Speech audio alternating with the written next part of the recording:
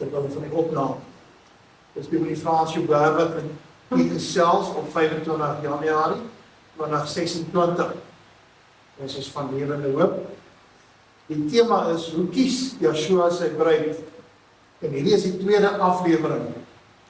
Ek wil weer eens erkenning gee aan 'n boodskap van 'n onbekende prediker waar hy deeltjies geneem het en gebruik soos ook met die vorige boodskap.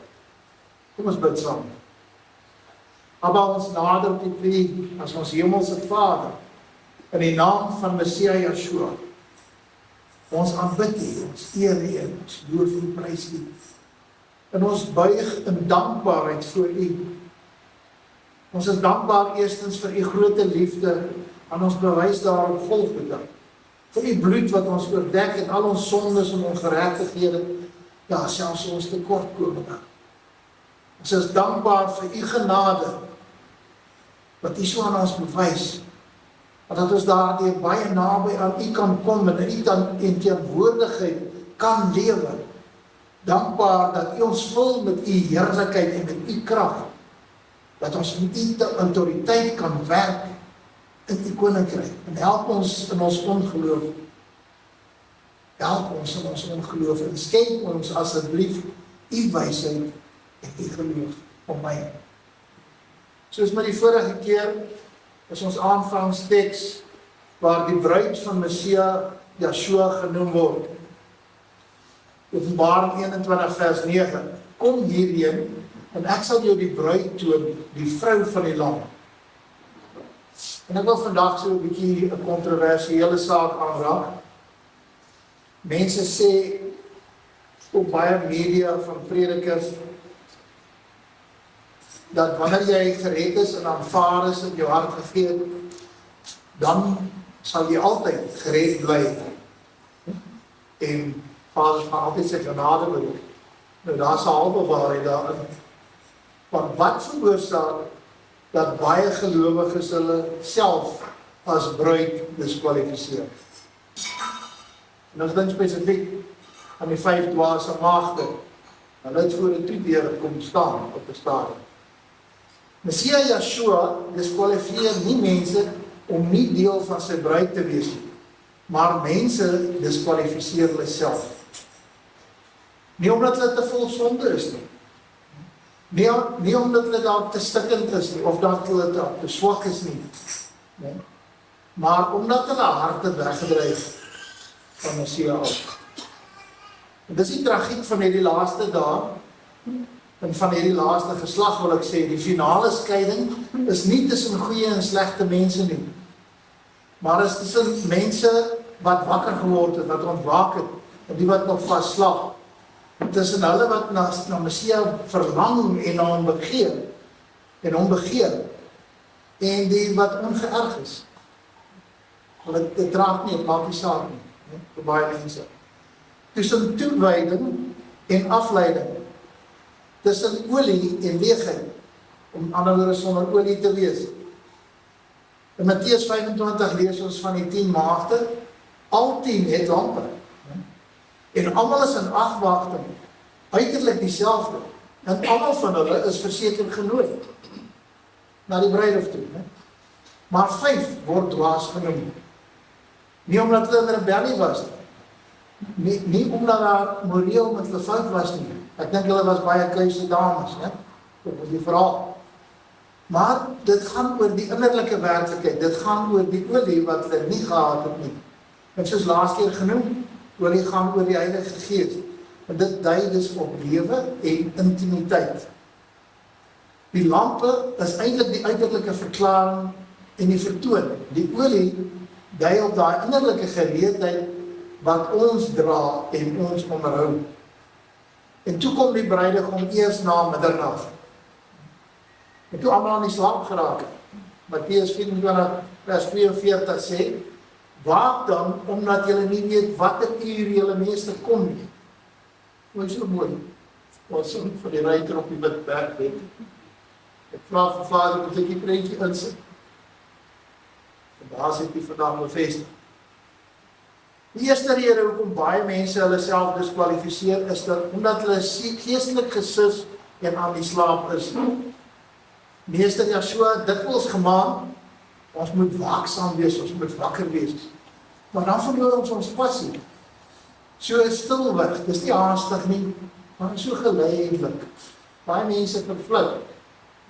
En ek vra partykeer vir myself, toe ons die waarheid ontdek het van identiteit, ons het baie nagte tot 3-4 uur in die oggend aangegaan. Ons kon nie ophou nie.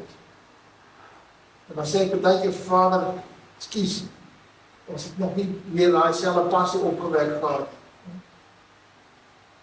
Ons hou baie keer op om te bid. Om ons harte op te pas, en te bewaak en weerstand te bied teen versoeking. Ons stop om oortuiging en selfs veroordeling te voel. Baie mense is nie getrap nie.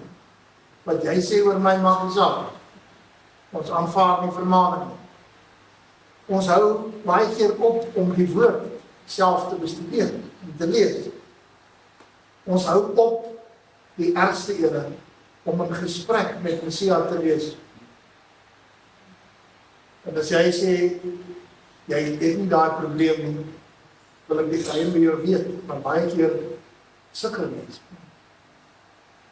Ons dra nog steeds ons lamp, jy het hom, maar die vlam is 'n bietjie weg of al klaar dood. En die geestelike slaap is dodelik, want dit verdoof en verdof jou hart. Terwyl dit eintlik 'n valse voorkoms van geloof kan vertoon. 1 Tessalonisense 5 vers 6 sê, laat ons dan nie slaap soos die ander nie, maar laat ons waak en nugter wees. Maar die 10 maagde slapery was nie die probleem nie, maar die gebrek aan olie by 5 van hulle. Hulle lampe het vir 'n rukkie gebrand, maar daar was nie deurentyd aanvulling nie. Jy moet deurentyd daagliks jou olie aanvul, soos ek vanmôre gehoor het ook. En dan 'n baie belangrike ding, daar staan in Matteus 25 vers 12, die bruidegom sê, ek ken julle nie. Hulle was nie geken nie.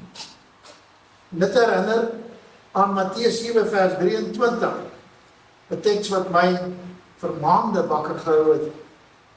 En dan sal ek, dus Yeshua, aan hulle sê, ek het julle nooit geken nie. Gaan weg van my, julle wat die ongeregtigheid werk. Nou daar staan, hulle sê, het ons nie in u naam kragtige dade gedoen, siekes gesond gebid, duiwels uitgejaag nie. Hoeveel mense ken nie wat dit weekliks of daagliks doen? Bitter min. En hy sê vir sulkes, ek het julle nooit geken nie. En die geheim is, geken is die Griekse woordjie gnosko, dit beteken intiem ervaar. Messia het hulle nooit intiem ervaar en so geken. Nou, met die 5 maagde wat dwaas is, Elohim, Messia Yeshua is nie asprus of lelik of wreed nie. En die 5 maagde was nie laat nie, maar hulle was sonder hierdie olie, sonder hierdie intimiteit. Daar was dus nie intieme verhouding met hom nie. En sulkes diskwalifiseer dus as bruid. Die tweede rede is om te kompromiteer, kompromie aan te gaan. Dit begin nie met groot sondes nie, maar om toe te laat daar die klein jakkalsies, by wyse van spreek. Dus daar die klein wit leentjie, daar die klein en onbenullige verslawing, die klein afleidingkies, daar die verlaging morele standaarde. Baie sê vir my, wat wil ek nou sê? Soos ongetrouwdes wat saam slaap. Dis maar oké, né? Die punt is, elke kompromie wat jy pleeg, steel die olie van jou lamp. Elke kompromie verdoof die vlam en maak dit doffer. Hoeveel keer het ek byvoorbeeld gehoor van mense vanuit die Hoofstroomkerke, dat was net een ding hiervan, ek is gedoop toe ek klein was my verleer op. Dan kan jy my doopsertifikaat wys. Sê, kan jy dat onthou? Nee, want dit was 'n bal. Ja. Maar dit maak toch nie soveel saak, nie? Ek is gedoop.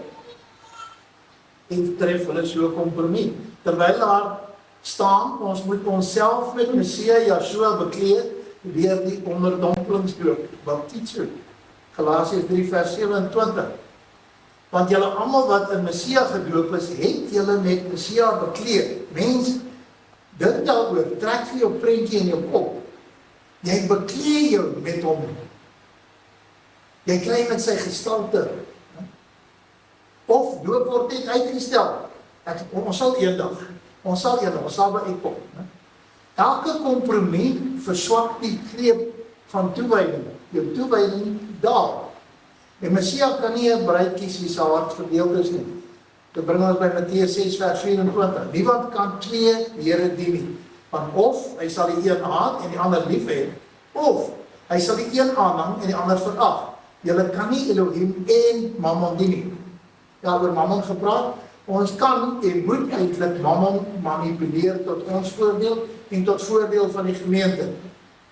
Maar as jy byvoorbeeld eredienste prysgee terwille van werk en inkomste, of jy mis 'n erediens terwille van die familiebyeenkomsie, ek wil sê tensy jy nie absoluut anders kan, dan is jou hart verdeel, dan maak die kompromis. Ek sal volgende keer wees. Olie kan nie verkry word deur net te streef daarna nie. Dis iets wat ons ontvang deur sy genade en dit te aanvaar. Ne? Jy kan dit nie kry deur harder te werk of wette te probeer onderhou nie, maar deur in Messia te glo, intiem met hom te lewe en deur hom geken te wees. Dis vreeslik as jy dink, soos ek baie dae gedink het, oor ek toe nog nie een demoon weggejaag het, of een sieke kon gesond word, wat hy gaan vir my sê, ek het jou nie geken. In terme van Matteus 25, dis nie om langer te probeer wakker bly, met ander woorde, aksie of werking, in plaas van intimiteit. Die bruidegom soek nie perfekte lampe nie, maar lampe wat met olie gevul is, harte wat brandend is vir hom. En daarom wil ek weer eens maan, en ek hoop die boodskap gaan uit na baie mense wat dit kan hoor. Pas op om wetties te wil wees en te dink jy gaan daarmee iets verdien teenoor intieme verhouding. Want dan is dit uiterlike gereedheid. Die lampie blink, hy's gepoleer, hy's afgeruim. Met Amida het ons gesê hy is mooi gebraas uit. Hy het hom mooi blink gevry. In plaas van innige verhouding en lewe te leef. Die derde is afleidings. Net te hoor mense wat bevoorreg was en vir 23 dae sonder 'n selfoon klaar te kom. En ek wil vir julle sê, die wêreld was nog nooit so luid met soveel geraas nie. En mense is meestal uitgeput, oorgestimuleer, geestelik en sielkundig eintlik gedreineer. Daar's die hele tyd deur 1000 rigtings waarin jy getrek word en eintlik uitmekaar geskeer. En baie gelowiges dink besig om te verdrink in geraas. En hulle harte behoort aan Messia, maar hulle aandag is by iets heel anders. Want daar lei die foon alweer. Of daar's alweer daai WhatsApp. Die media skreeu in ons ore en vang ons ore vas en slurp al ons aandag op. Kies 'n tyd wat jy daai goed wegsit, eenkant sit, nie daaraan raak nie. 'n bruid wat sy aandag so afgelei is, kan nie die roepstem en nog minder die fluistering van die bruidegom hoor.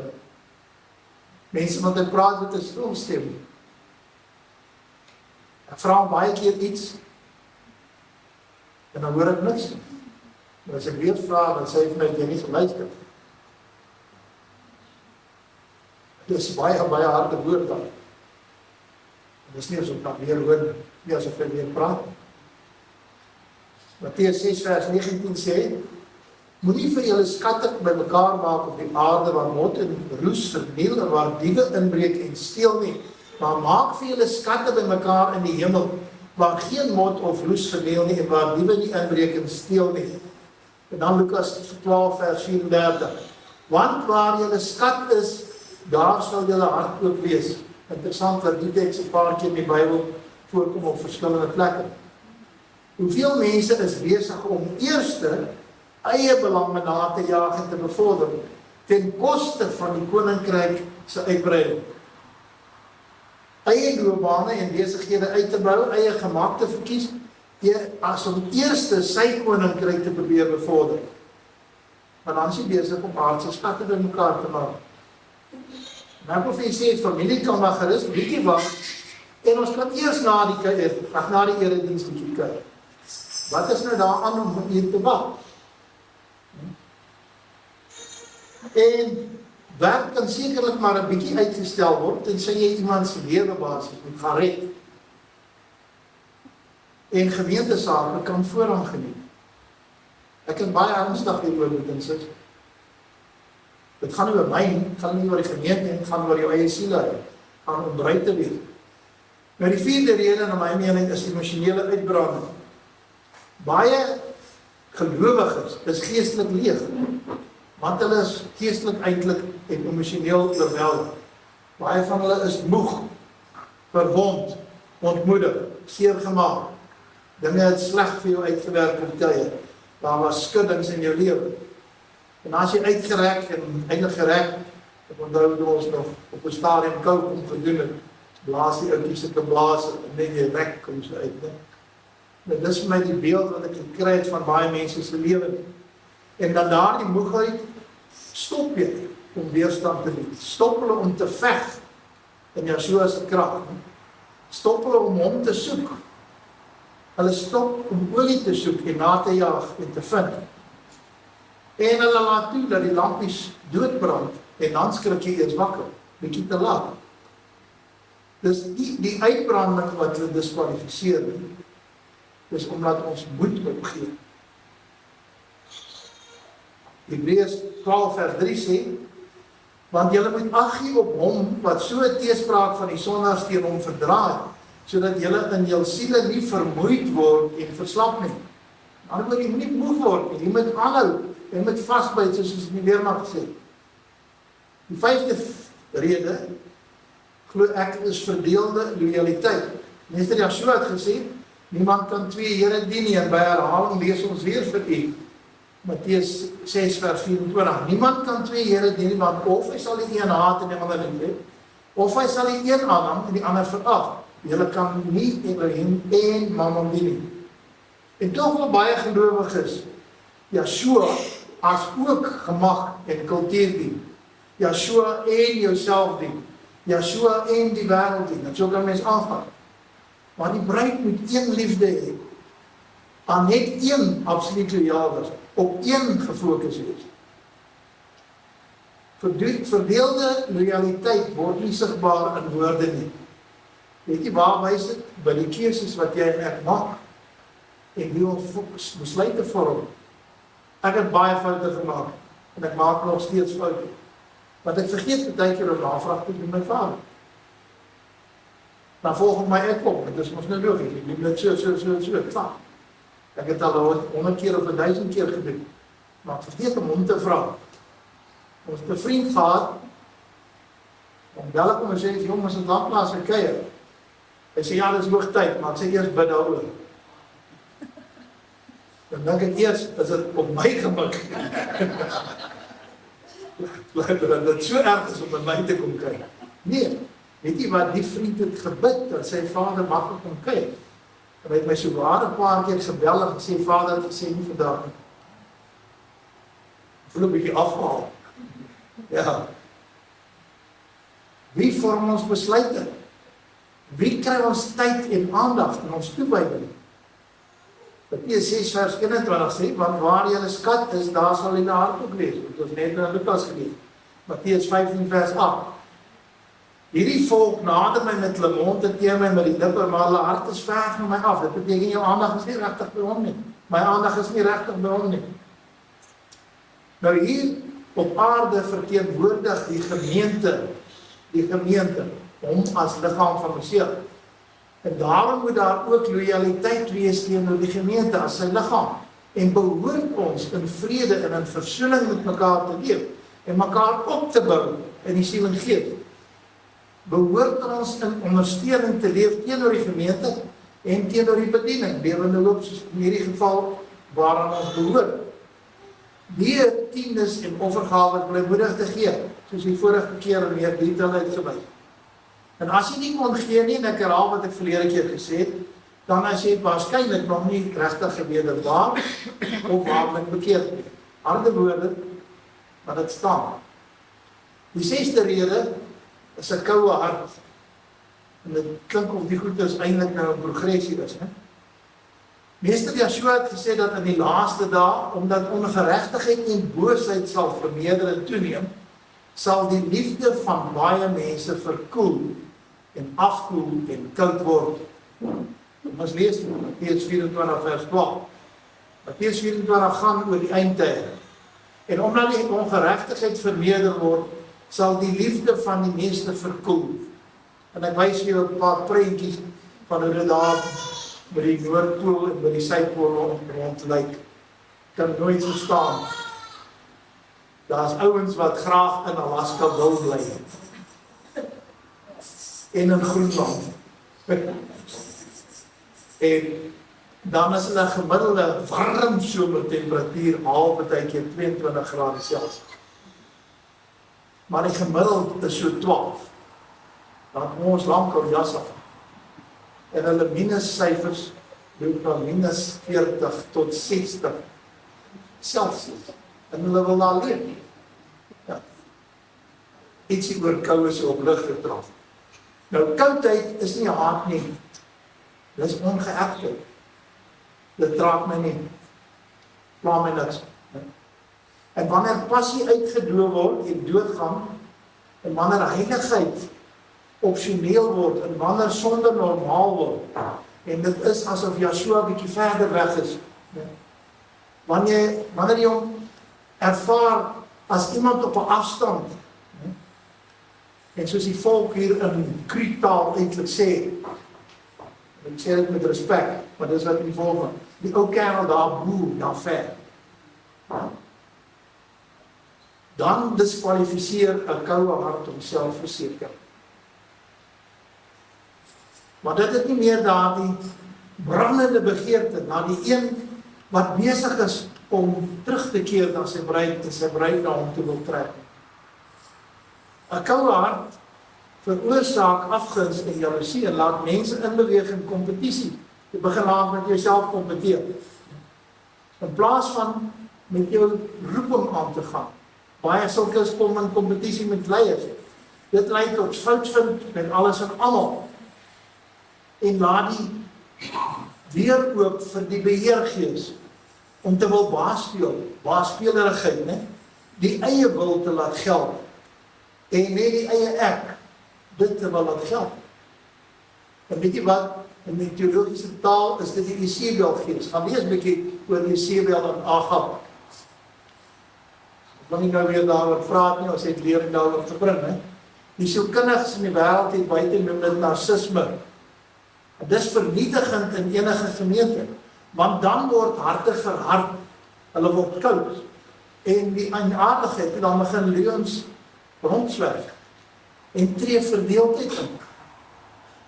Jakobus 3 vers 14 sê, maar as julle bittere afguns en selfsug in julle hart het, moenie roem en lieg teen die wêreld nie.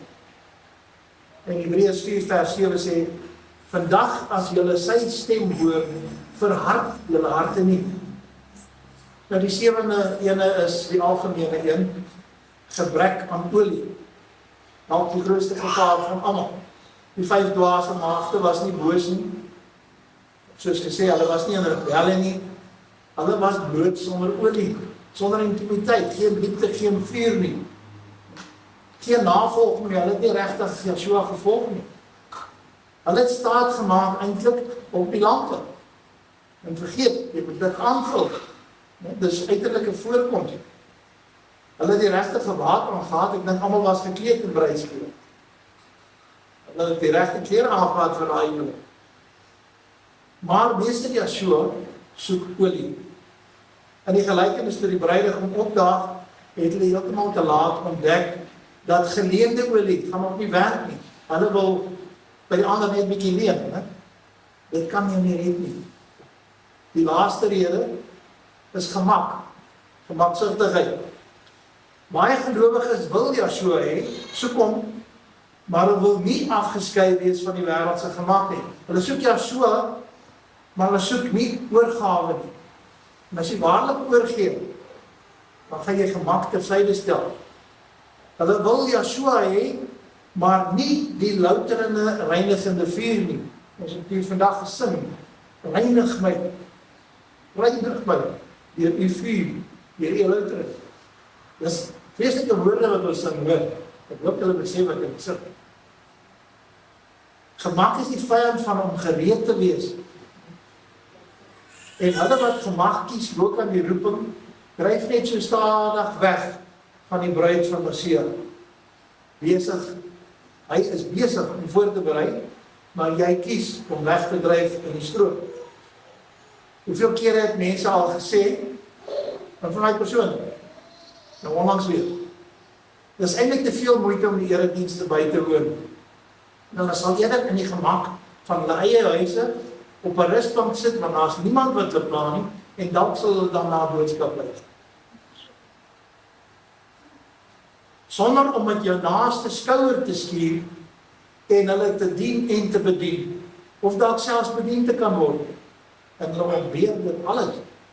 En hulle ontbeer die broederskap en susterskap wat ontstaan, waar 'n gemeente soos hierdie 'n regte familie geword het. En daar gaan jou vlammetjie van passie vir Messia met stadig kwyn en al hoe doorbrand en waarskynlik doodgaan. Nou die tragedie van hierdie heel laaste dae is nie dat die wêreld Messia Yeshua verwerp nie, maar dat net so baie gelowiges stilweg van hom wegdryf. En dis nie met opset nie. Dis so geleidelik, dis nie hard en luid nie. Dis stil, so stil weggebeur. Dis ook nie dramaties nie, dis maar subtiel. En hulle diskwalifiseer hulle self nie omdat Messia hulle wegstoot nie. Hy wil jou juist nader trek. Maar jy het 'n vrye keuse met die sis, en daarom kies hulle om te bly in dit waarvandaan Messia hulle juist probeer uitroep. Die ware bruid hoor sy stem en reageer op sy aantrekkingskrag van liefde en weier dat enigiets tussen haar en Messia Yeshua staan of kom. Die afskeiding gaan nie oor wie geliefd is nie, maar wie gewillig is. Want hy het al sy uitverkorenes as sy volk lief. Johannes 10 vers 3 sê, vir hom maak die deurwagte oop en die skape luister na sy stem. En hy roep sy eie skape by hulle naam en lei hulle uit. Hy praat hier van die goeie herder. Vers 4, en wanneer hy sy eie skape uitgebring het, loop hy voor hulle uit en die skape volg hom, omdat hulle sy stem ken. Omdat hulle sy stem ken. Ek bely, ek het in die verlede, hele klompie daar terug, gebid oor 'n saak, en ek verseker, ek het die Vader se stem gehoor. En ek kry ek ernstig pak slaap, want ek het gegaan, ek gaan gou oorheen word, om dit in kort te stel. En toe was dit nie sy stem nie. Jy moet leer om sy stem te leer, luister na. Nou kom ons praat oor die finale voorbereiding, die finale gereedmaking van die bruid voor die opraping. Hy opraping, die harpazo, as wegvoering vertaal, wat ons vorige keer genoem het, 1 Tessalonisense 4 vers 17, dit weer van opsoek. Dis opraap, dis nie weggeraap nie, daar is groot verskil. Ons word nie weggeraap nie, dan is dit groot moeilikheid. En ons gaan ietsie van die vorige boodskap herhaal maak om totaal ander maniere en woorde stel. Daar is 'n soort van voorbereiding en gereedmaking in die gees wat die wêreld nie kan sien.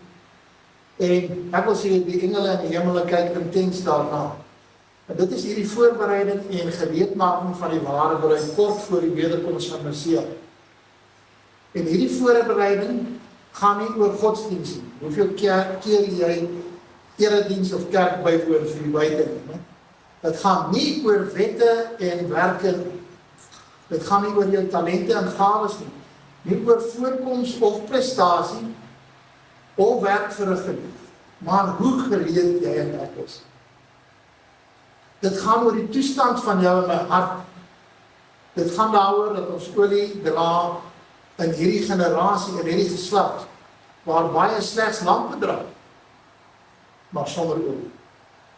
Mosia, Yeshua gaan nie terugkom vir elkeen wat sy naam aanroep en dit ken nie, of selfs sy woord baie goed ken nie. Ek was geskok om 'n ruk terug te luister na 'n ou, en nou onlangs weer, iemand stuur dit vir my en sê, kan jy glo, hierdie man sê 'n paar hoofstukke uit Jesaja uit sy kop het op. En ek sê, prys Vader. En toe is ek ontsettend ontstel, want toe praat hy net daarna klomp leuns, soort van uit die woord. Gaan nie goed met jou as jy die Bybel baie goed ken, maar daar is nie intimiteit nie. Al kom jy al sy wette skrikkelik na, of probeer dit nakom, niemand kan dit doen nie. Hy kom terug na sy bruid toe, wat gereed is, wat voorbereid is, wat wakker is, wat gevul is met daardie olie, wat afgeskei is, wat haarself afsonder vir hom, as ook na diegene wat 'n ernstige en sterk begeerte in hulle harte het na hom. Die eerste gedeelte van hierdie voorbereiding en gereedmaking is en bly intimiteit. So julle hoor, ek sê hom net op 'n ander manier. Die bruid word as ware gebou in daardie, sal ek sê, 'n geheime plek van jou afsondering en jou stilte tyd. En die bruid ken die meester se stem. Nie omdat sy van hom weet nie, of die skrif bestudeer, maar omdat sy die bruidegom Yeshua Messia liefhet. En sy spandeer tyd saam met hom. En sy sit as ware by sy voete en luister na sy fluistering. Julle ken die verhaal van Martha en Maria. Die een maak kos en maak die huis reg en dek tafel. Die ander een kom sit by sy voete en hy sê vir die ander een op 'n mooi manier, jy is nie besig met die regte keuse nie. Intimiteit is nie werksverrigting nie. Op Engels sê hulle performance. Dis verbintenis, dis noue intieme kontak. En dis die plek waar die bruid werklik sensitief word vir sy teenwoordigheid, waar sy begin om te hoor wat ander net ignoreer, of wat oor jou spoel met die geraas van die wêreld, wat ander nie kan hoor nie, waar sy leer om die bruidegom te herken selfs in die geraas van hierdie wêreld. Mense, as jy regtig jouself toespits en fokus en die hulp van die Heilige Gees vra, kan dit rondom jou te kere gaan en jy sal sy stem hoor. Duidelik. Johannes 10 vers 27. My skape luister na my stem en ek ken hulle en hulle volg my. En die tweede deel is reinheid of dan suiwerheid. Dis nie perfeksie nie, niemand van ons perfeksie, maar dit gee vir jou rigting. Dis 'n hart wat Yeshua kies, selfs as jy sukkel daarmee. Dit klink soos 'n paradoks. Jy wil hom kies, maar baie keer word jy bietjie een kant toe gedruk op 'n manier deur die wêreld. So selfs as jy sukkel daarmee, as jy sukkel met dit doen. En ek wil vir sê, dis die gelowige wat dan met alles die versoeking beveg, wat weier om in sonde te bly, en wat hulle harte bewaak en vinnig is om hulle te bekeer en te bely. Een van die redes hoekom koning Dawid so 'n man na sy hart was, hy het onmiddellik berou gehad as hy besef hy is verkeerd. Sal ek maar die ander ene sê, hardop, omdat hy die meeste van die vyand van Elohim doodgemaak het van enige heerser in die land. Staan net so in die Bybel, of laaste. Die bruid is nie perfek nie, maar sy het 'n totale oorgawe gemaak. Sy is heeltyd deur besig om gewas te word met die woord, gelouter en gesuiwer en vernuwe. Reinheid is daardie heerlike geur, soos 'n parfuum wat sy indra in die ewigheid. Dis wat reinheid is. Matteus 5 vers 8. Salig is die wat rein van hart is, want hulle sal Elohim sien. En die derde deel is gehoorsaam met die bruid, onderhandel nie met Yeshua nie. Sy volg hom. Sy sê nie ja maar nie. As jy met mense praat oor die Bybel, sê baie, ja maar dit en ja maar dat. Afgelope naweek vriende gehad wat sy ja maar het. En ek moet keer, want my hart word eintlik op 'n knop oor sulke mense. Die bruid is nie in debat met sy woord nie.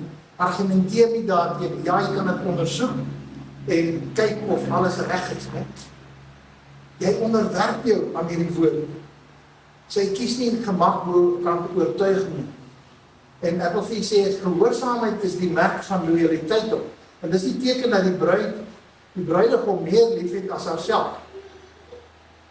Meester Yeshua het gesê, as jy my lief het, onderhou my gebooie. Yeshua se gebooie. Dis die Nuwe Testament se gebooie. Ek sê nie met die Ou Testament se gebooie weggooi nie, maar Yeshua se gebooie is baie belangrik en op 'n paar plekke sê julle moet mekaar lief hê. Julle moet my lief hê oor alles. En jou naaste soos jouself. Ons kan nie verder daarop uitgaan. En die bruid reageer met haar hele wese, met haar hele lewe en lewenswyse, nie net met haar lippe nie. 2 Korintiërs 2 vers 9 sê, want daarom het ek ook geskryf het, om julle beproefdheid te weet, of julle in alles gehoorsaam is. En Hebreërs 5 vers 9, en daardat hy volmaak is, het hy vir almal wat hom, dus Yeshua, gehoorsaam is, 'n bewerker van ewige saligheid geword. Pas op, daar's 'n groot verskil tussen ou verbond en nuwe verbond, soos ons verlede jaar baie oor uitgewy. Die vierde deel is waaksaamheid.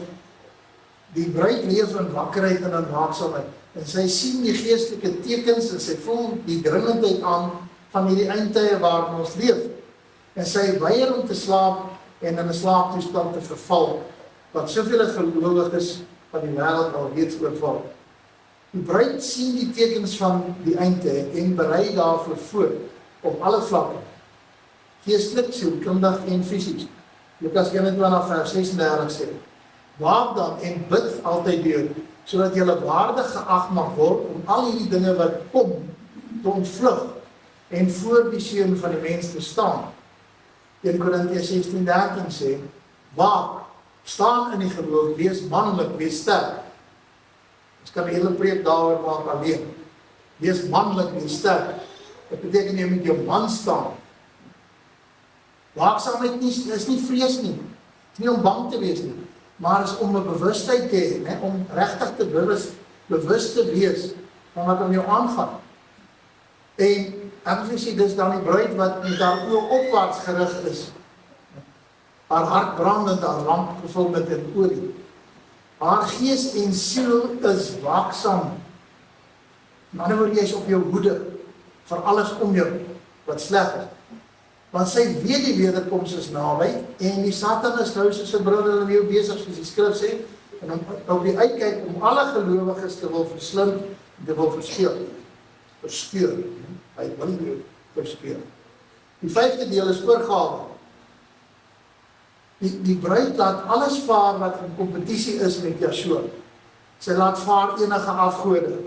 Ons het gepraat van daai oorbelletjie wat ons almal aanhang, né? Ernstige afgode. Sy versaak haar eie gemak, trots en ego, afleidings. Verhoudings wat haar rein lewenswandel kan beïnvloed en verhinder. Gewoontes wat jou gees dreineer. Ons het almal gewoontetjies.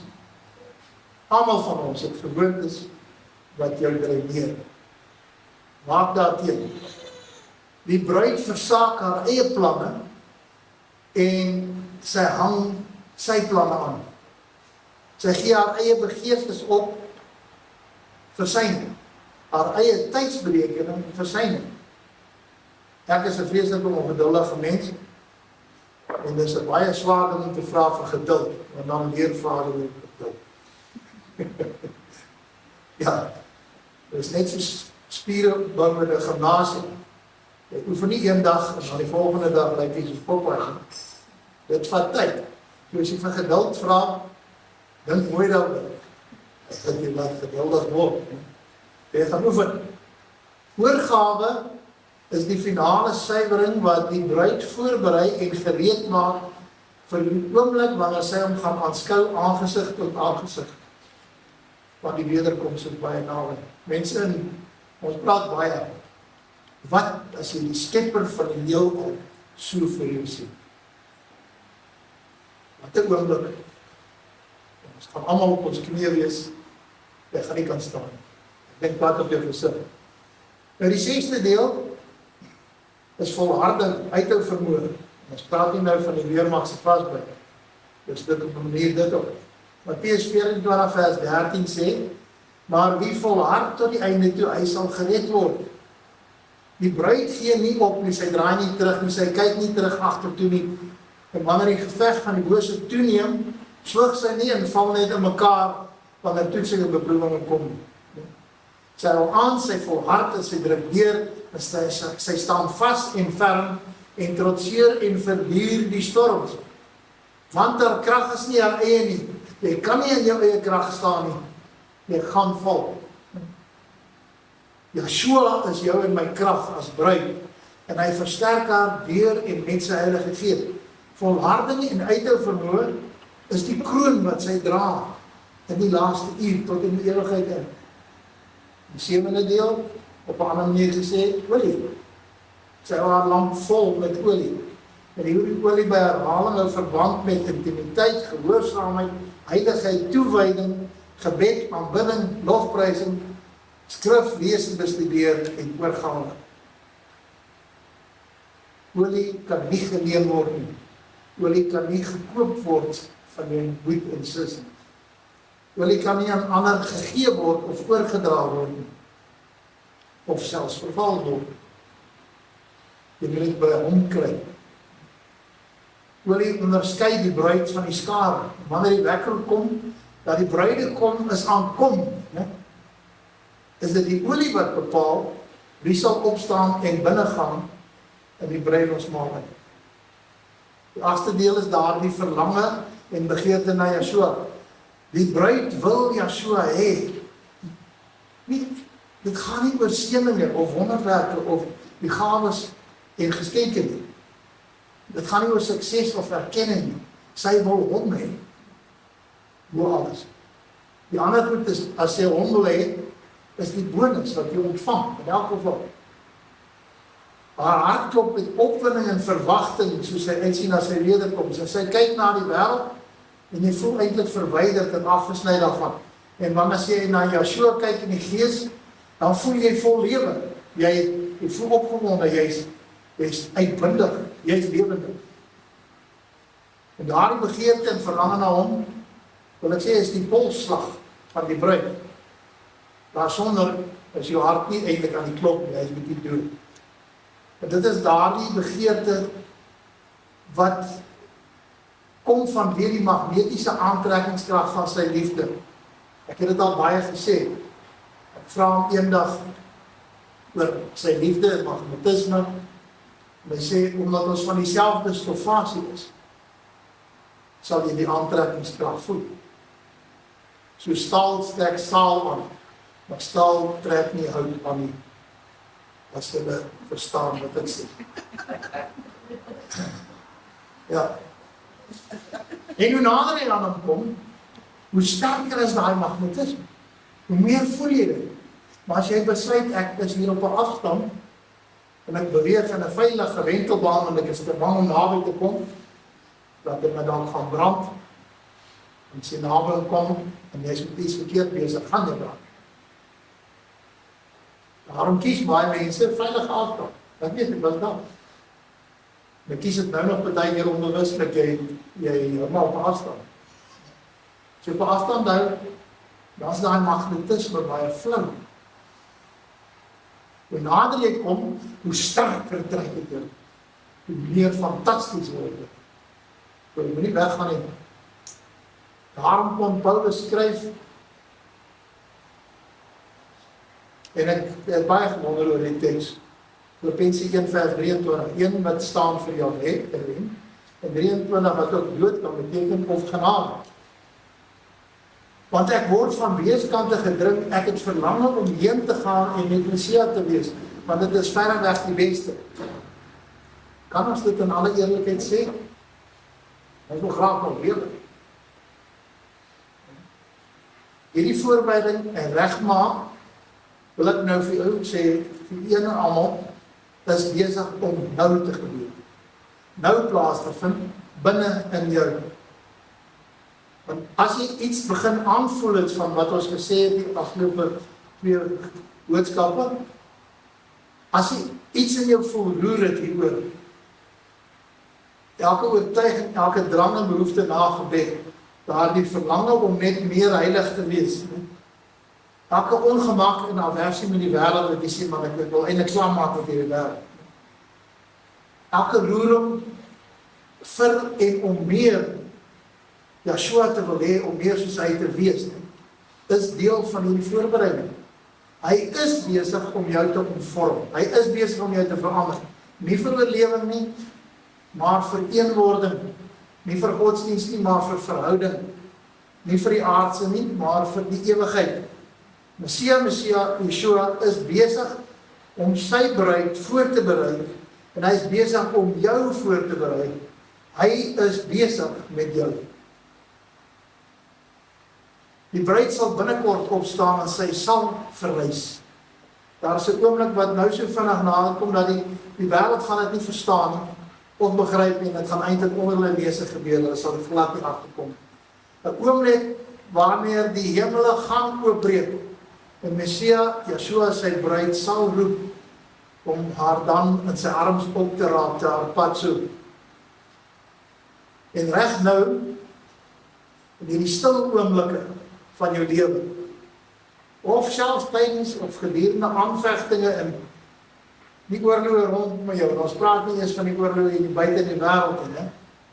Daar is daai stil oomblik wat die hemele eintlik vir jou oopgaan, en met die veranderinge wat plaasvind rondom jou, en ook aan jou binnekant, weet minstens dat Yeshua is besig om jou voor te berei vir hierdie oomblik, en die oomblik wat kom van heerlikheid.